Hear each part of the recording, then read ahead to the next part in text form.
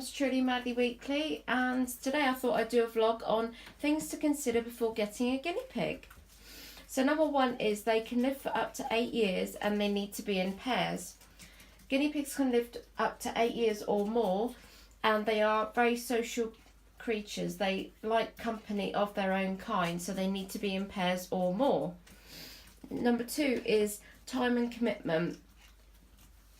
Guinea pigs need a lot of time and commitment. They need cleaning out at least twice weekly. This includes a full cage clean.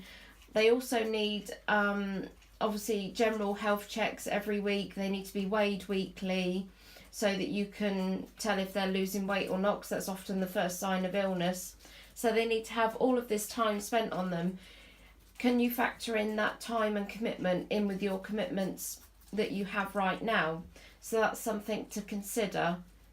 So that's cleaning out, socialising with them, taming them, spending time with them. They need company. They need your company as well as company of their own kind.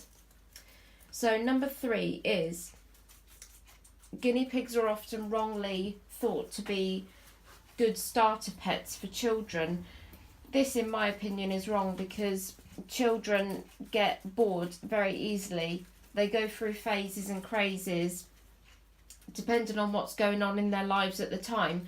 So your child could quite easily get bored of their guinea pigs. Are you prepared to take up the full responsibility of having them when your child gets bored? So you need to think about these things, I think, before getting a guinea pig, because it saves a lot of heartache. Number four is allergies. A lot of people get guinea pigs and then find out that they've got an allergy to guinea pigs.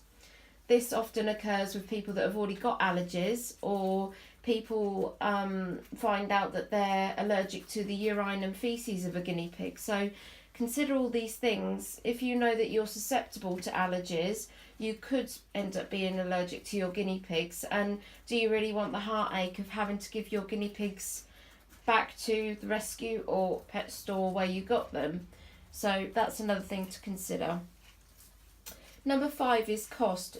Guinea pigs need to be seen by a vet every 3 months preferably, so that they can have their claws looked at, and also to do a general health check. So veterinary bills, can you factor those into your budget basically?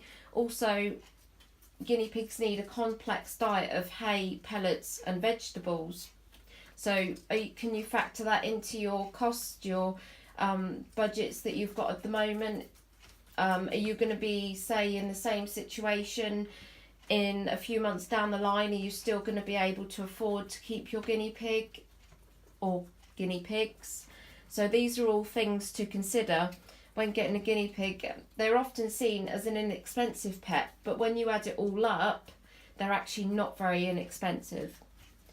Another thing is plans. So what are your plans at the moment? Are you going to be going to university in a few months' time? Are you going to be having a baby? Are you going to be moving house? All of these things need to be considered, because if you get a guinea pig now, you find out in a few months' time that you're off to university, and you can't take your guinea pig with you. Is that something that you want to have happen? I mean, it's not very nice for you then having to give away your guinea pig, and then it's not very nice to the guinea pig either, because they end up having several homes, and that's just not good for them. Also, if you are moving, and you're moving to a place where you're going to have a landlord, does the landlord accept pets? A lot of people move and then find that their landlord doesn't accept pets. So you need to consider these things. All of these things need to come to your mind when getting a guinea pig. Number seven is research. Research before you get a guinea pig. A lot of people get a guinea pig and then find out they're a bit more complex than they thought they were, and they end up then having to go out and buy certain foods and a certain cage, or having to give them more space because they've bought a too small a cage from the pet store, or things like that, and they just, because they haven't researched basically. So I'd suggest research. Look on the internet. There are lots of very good websites out there. I'll put some links down below One of them is www.guinealinks.info, which is a brilliant one. And number 8 is, if you do need to surrender your guinea pig for whatever reason, if your plans change, I would suggest that you surrender to a small animal rescue, because they will make sure the appropriate home checks are carried out. So your guinea pigs that you've had to surrender will go to a loving home.